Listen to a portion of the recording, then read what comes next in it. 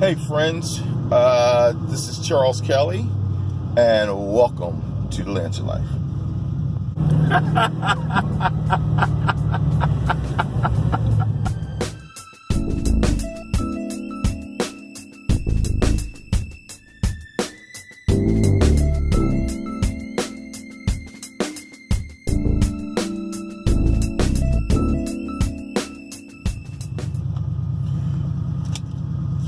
It's been a while since I've done a bunch of reviews, but don't worry, I'm back. What I've been doing over the past couple of months is this. This is a manuscript to my new science fiction novel, and I've really been bearing down trying to get it finished. It's a project that I started back in November 2017. It's been a year. And I made a real good final push to go ahead and get this thing done so that I can get out to the editing and all the other phases that are necessary to produce a book. But that's not why you're here. You're here because I'm going to smoke this guy.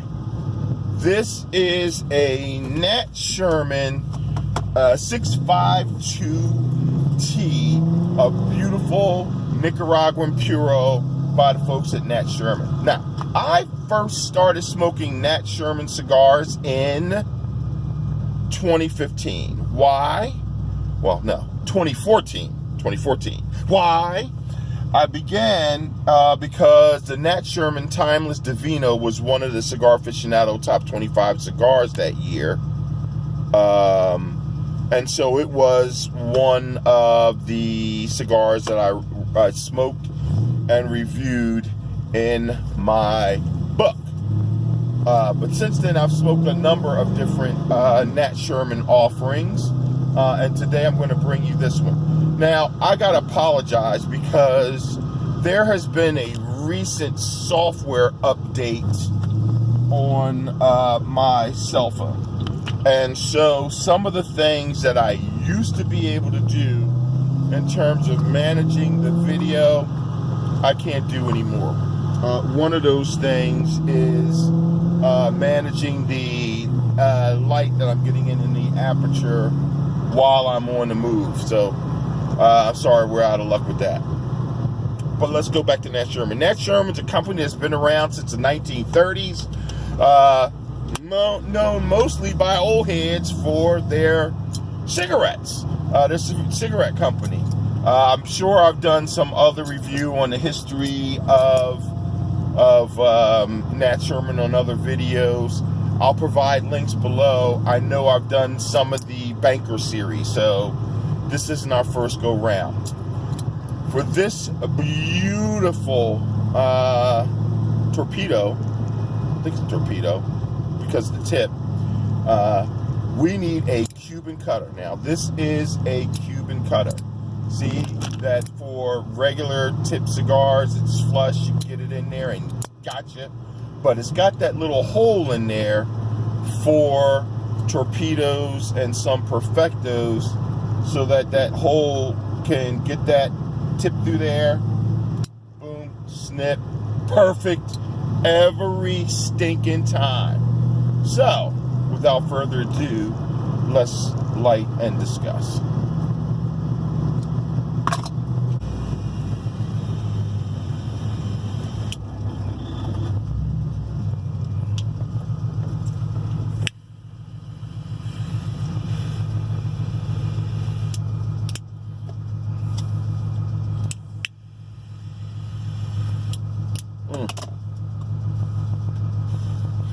Well, so if anybody is interested in talking to me or conversing with me or me doing a whole separate series on what it is and what it's like to write and publish books and help you as I go through that process with this book, let me know. As I said, I've already published a book, self-published through Create Space. Issues with that are that independent book dealers really don't want to talk to you. And also the fact that I don't have a promoter means it's virtually impossible for me to get my book into retail outlets. But on to a different topic. Now, For some of you who've seen the Nat Shermans, that instead of having that blackish, grayish hue to the label, the red labels are actually their Dominican cigars. It took me a while to figure that out. Maybe I'm not that bright, but it's okay. It's okay for the trolls that you can see something right there in front of you and just not make the connection. But this is in fact a Nicaraguan Puro. Let's go to the video. Number one, really nice chocolatey wrapper.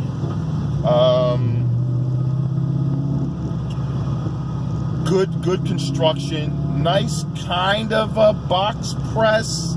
I'd call it a semi-box press because this joker definitely is not round, but it doesn't have all the real nice smooth edges to a traditional box press. Again, I dig that. It's good size ring gauge.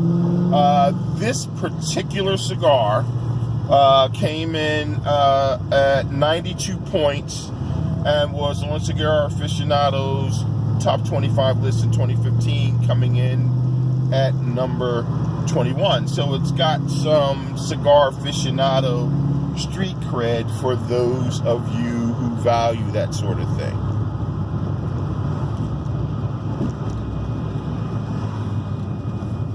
Now, Nicaraguan cigar, Nicaraguan Puro especially, I'm going to spec some snap and pop right up front. It does have some, but it's not overwhelming. Let me read what the experts say you're going to get in your descriptor. You're going to get molasses, oat, and semi-sweet chocolate. I don't think I smoked my other one. I bought two of these, one to smoke and enjoy, and then get my own notes together, and then another one to do on the review with you. But I don't remember if I smoked that other one or not. It's been a while. I've been holding on to this cigar for about a month and a half. Now, you are getting, or I am getting some of those earthy notes, some white pepper, more refined and black, some spice, maybe a little bit of cayenne.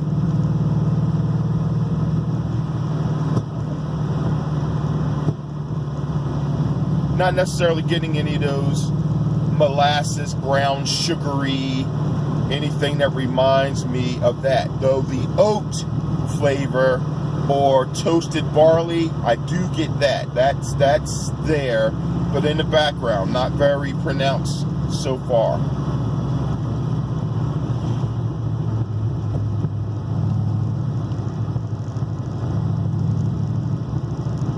This cigar will reach up and grab a hold of you if you're not careful, but not overwhelming. This cigar is great for this time of day. It's 2:35. I had myself a big, gigantic bowl of gumbo that I made. Even though I'm from the north, I make a pretty damn good gumbo. So I've had a hearty meal. My stomach is full. I'm not worried about the nicotine contact causing me to drive off the road and into a ditch.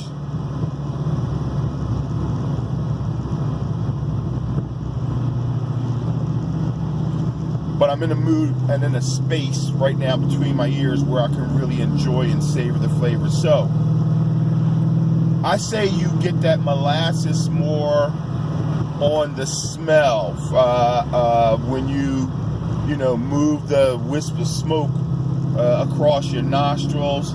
There's definitely here's what I'll call it.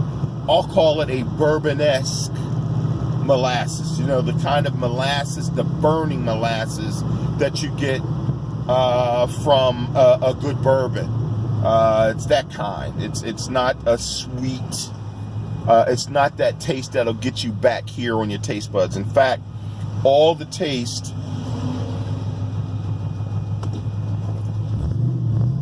that I'm getting on this is kind of tip and middle of the tongue. I'm not getting any thing back here that I think is where the sweetness stuff comes in. So, almost 10 minutes in. I don't want to keep you on here too long. Good balance, but definitely something, listen, because of that molasses and that bourbon burn, this is something I absolutely would enjoy with a scotch or a bourbon whiskey or an aged tequila, not a Blanco and not a Blanco rum, but I'm sure an aged rum, an aged tequila, something that's been sitting in some barrels, getting that vanilla and molassesy flavor, especially a scotch or bourbon that's been aged in a rum cask. That's going to be something that's going to work real well with this. So, good cigar. Listen, I can't say I've had a bad Nat Sherman cigar like ever. Very good, high quality cigars. The things I like about the Banker series is, although, you know, you think of banks and money, they're very inexpensive and really good cigars as well. This 652 is something I'm going to go to one of my favorite cigar shops right now. I'm going to sit down. I'm going to kick my feet up. I'm going to talk a lot of crap with my buddy Jacob and just really allow this to get a hold of me. Nat Sherman 652T, Nicaraguan Puro, that won't beat your nostrils up and won't necessarily beat your pockets up either, but it's just not one of their cheaper sticks. When you find it, get it, smoke it, tell me what you think. This is the big fella signing out.